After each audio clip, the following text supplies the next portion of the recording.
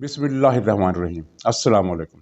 नाज़रीन, आपने ये बात नोट की होगी कि चौधरियों के इनकार के बावजूद अपोजिशन की सरगर्मियाँ जो की तू हैं और उनकी सफ़ों में कोई इस खबर से ज़रा भी बेचैनी के आसार हमें नज़र नहीं आए, परेशानी के आसार नज़र नहीं आए।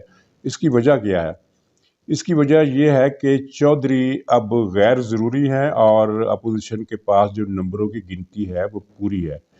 और अब काफ लीग हो या कोई और इत्तेहादी जो इनकार करे, जीडी है जैसे बाप है, इसकी कोई परवाह नहीं है पोजीशन को, और मामलात जो है वो इन्होंने मुकम्मल कर लिए हैं। अब आगे बढ़ने से पहले मैं ये बता दूं कि चौधरियों के इनकार के हवाले से इमरान खान मुतमिन नहीं है खुद। इस तरह के जब मोनस इलाही ने तकरीर की तो खैर वो मंजर भी आपने देखा होगा कि दिलचस्प मंजर था कि इमरान खान का चेहरा बुरी तरह मायूसी का शिकार था और उस पर परेशानी और बेखाबी के अलामात नज़र आ रही थी और एक उदासी उसके चेहरे पर छाई हुई थी। जब मोनस इलाही ने कहा कि हम आपका साथ निभाएंगे तो इमरान खान का चेहरा फौरी तौर पर चमक उठा और जैसे कि एक उसे नई जिंदगी मिल गई। तो ये इस बात की अलामत है कि डूबते को तिनके का सहारा वाला मामला जो है, जो मुहावरा है, वो यहाँ फिट होता है कि इमरान खान खुद भी मायूस था, लेकिन उसे एतबार क्यों नहीं है। बाद में उसने अपने जो इजलास किए, 3 इजलास किए अपने मुशीरों के, वजीरों के, तर्जमानों के, तो उन इजलासों में उसने अपने साथियों से इशारतन ये पूछा कि क्या चौधरियों पर एतबार किया जा सकता है। तो जो जवाब उन्हें मिला कि एतबार करना ही पड़ेगा, अल्लाह खैर करेगा, खैरियत है, कोई परेशानी वाली बात नहीं, इस तरह की बातें उनको तसल्ली दी गई। लेकिन साथ ही ये भी बता दिया गया कि ये मुश्किल वक्त में भाग जाने वाले लोग हैं। और नाज़रीन, इसकी तफसील जो है अगर वो बताऊं तो वो काफ़ी लंबा वक्त लग जाएगा, लेकिन खुलासा ये है कि आपने देखा कि इन्होंने नवाज शरीफ के साथ क्या किया। चौधरी ख़ानदान पाकिस्तान की सियासत में कोई अहमियत नहीं रखता था। जब नवाज शरीफ ने शुजात को वज़ीर बनाया और परवेज़ इलाही को स्पीकर बनाया पंजाब असम्बली का, तो तब इस ख़ानदान की अहमियत बनी। लेकिन जब नवाज शरीफ पर बुरा वक्त आया, मुशर्रफ ने उन्हें गिरफ्तार कर लिया और फिर बाद में सऊदी अरब जिला वतन कर दिया, तो ये चौधरियों ने नवाज शरीफ को छोड़ने में एक सेकंड नहीं लगाया और छोड़ते साथ ही इन्होंने नवाज शरीफ की बुराइयां बयान करना शुरू कर दी, उसकी मजम्मत करना शुरू कर दी। और फिर जिस तरह मुशर्रफ की खुशामद की और वजारत आला हासिल की, तो ये परवेज़ इलाही हर रोज़ दिन में 3 मरतबा तकरीरें किया करता था कि हम मुशर्रफ को वर्दी में 10 बार मुंतखब कराएंगे, यानी 10 साल तक इसे एक्सटेंशन भी दिलाएंगे और वर्दी में मुंतखब भी कराएंगे।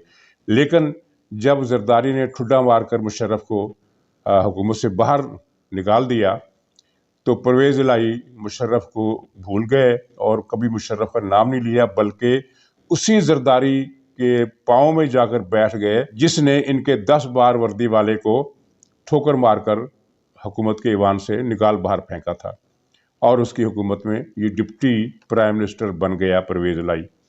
तो ये इनकी वफादारी का हाल है। और अब ये इसके अलावा इनका जो माजी है चौधरियों का, आपने देखा कि अकबर बुगटी वो आदमी थे जिन्होंने चौधरी ज़हूर इलाही को कातलाना हमले की साजिश से बचाया और उसका बदला इन्होंने ये दिया कि उसकी मुखबरी करके अकबर बुगटी को शहीद करवा दिया। लाल मस्जिद वालों के साथ इन्होंने धोखा किया। वो मामला मुज़ाकरात के ज़रिए हल हो सकता था, लेकिन चौधरी शुजात अंदर गया और वापस आकर उसने ये रिपोर्ट दी कि जनाब वो तो किसी मुज़ाकरात पर आमादा नहीं हो रहे, और उसके बाद ऑपरेशन करवा दिया गया।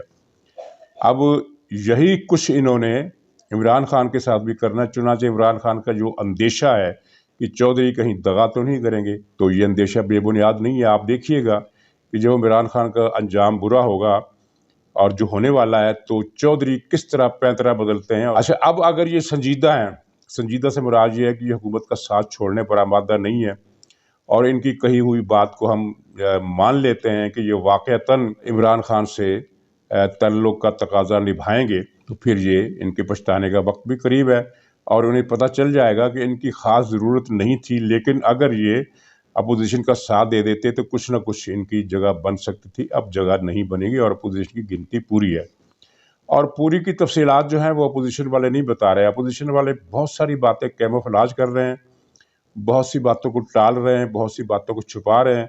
लेकिन जो 2-3 बातें सामने आई हैं उनमें से एक ये है کہ پی ٹی آئی کے جن 22 ارکان نے مسلم لیگ نون سے رابطہ کیا ٹکٹ کے لیے، ان میں سے 5 کا انتخاب کر لیا گیا ہے کہ ہاں ان کو ٹکٹ دے دیا جائے، اور ان سے وعدہ کر لیا گیا ہے۔ اور یہ 5 وہ ہیں جن کے حلقوں میں جن کو ٹکٹ دینے سے مسلم لیگ کی کوئی قیمتی شخصیت، کوئی قیمتی امیدوار قربانی کا بکرا نہیں بنتا، یعنی مسلم لیگ نون کو کوئی بڑا نقصان نہیں ہوگا اگر ان وہ 5 ارکان کو ٹکٹ دیتے تھے، اور یہ ظاہر ہے کہ وہ مسلم لیگ نون کے پھر امیدوار کہلائیں گے، لیکن مسلم لیگ کا کوئی پرانا آدمی اس میں ضائع نہیں ہوگا۔ یہ 5 انہوں نے کیا ہے۔ اور ناظرین، 2 اعداد و شمار تھوڑے غلط ہو گئے مجھ سے کل۔ ایک میں نے یہ کہا تھا کہ 15 ارکان کا فرق ہے، تو اب مجھے اپوزیشن کے ذرائع نے بتایا کہ 15 نہیں 12 ارکان کا فرق ہے۔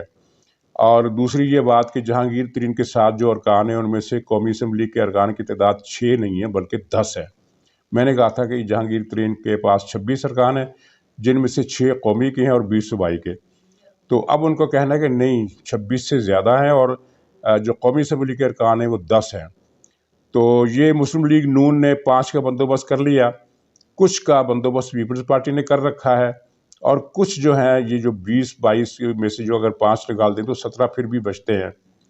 تو 17 ارکان میں سے مزید کی لاٹری بھی نکل سکتی ہے، بلکہ نکلنے کا امکان ہے۔ کچھ غور و خوض، کچھ مصالحت وغیرہ، یعنی جو امیدوار ان کی زد میں آئیں گے ان سے بات چیت ہو رہی ہے، کسی کو دوسرے حلقے سے لڑا دیا جائے گا، کس طرح کا سلسلہ چل رہا ہے۔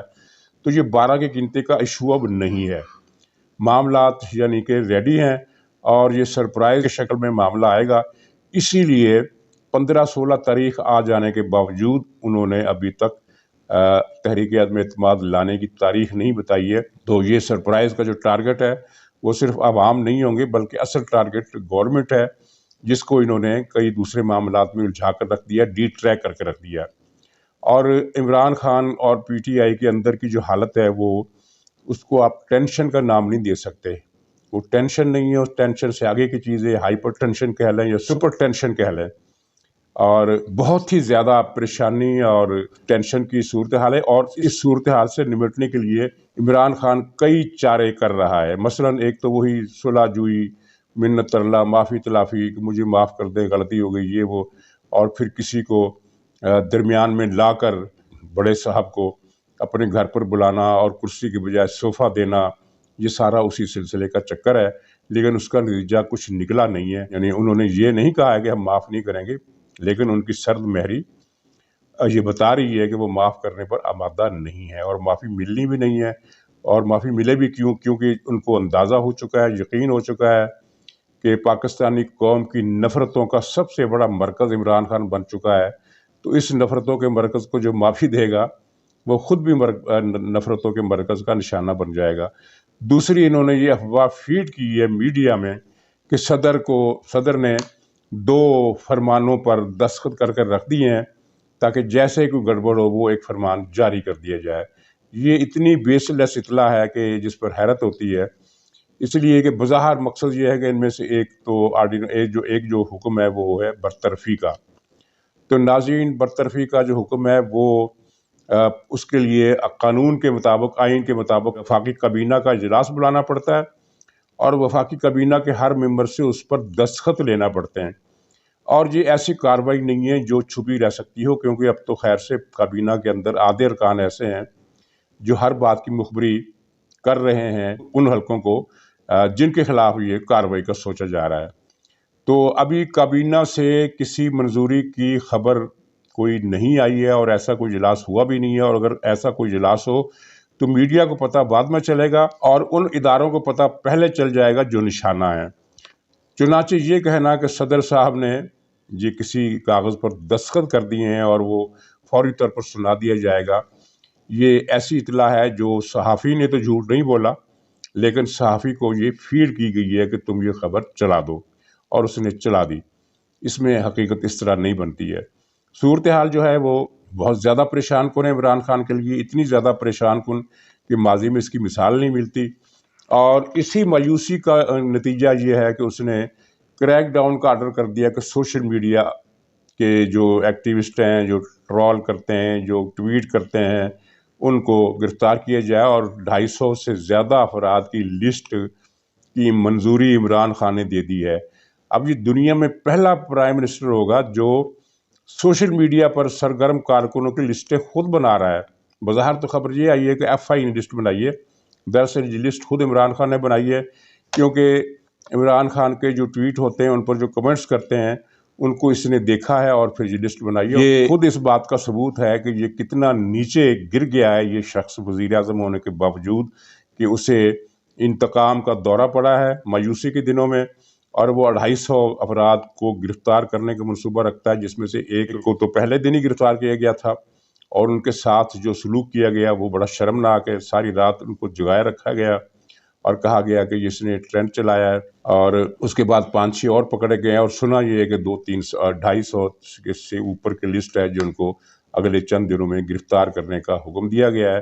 اگرچہ یہ اطلاع بھی ہے کہ PTI کے اندر سے کچھ لوگوں نے مشورہ دیا ہے کہ جناب اتنا بڑا کریک ڈاؤن نہ کریں، اس سے ہماری بدنامی ہوگی، اور فضا جو ہے پہلے ہی ہمارے خلاف ہو چکی ہے۔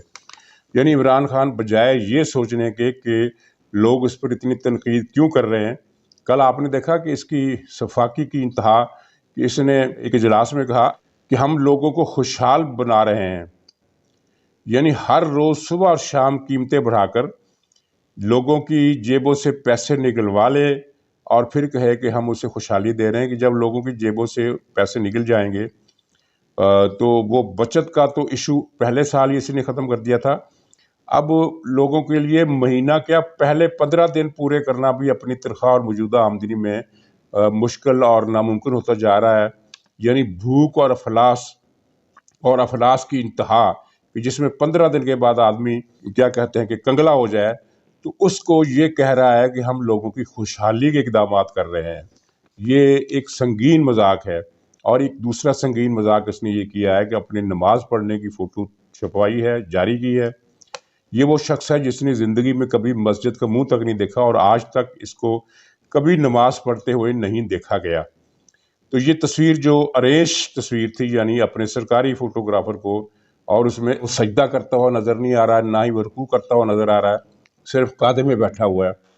تو مجھے یہ بدظنی کرنے کا پورا میرے پاس جواز موجود ہے اس کی ماضی کے ریکارڈ کی وجہ سے کہ اس نے نماز نہیں پڑھی، یہ جائے نماز بچھا کر اس پر قاضی کی شکل میں بیٹھا ہے، اور فوٹوگرافر سے فوٹو کھنچوا کر یہ اٹھ کھڑا ہوا ہے۔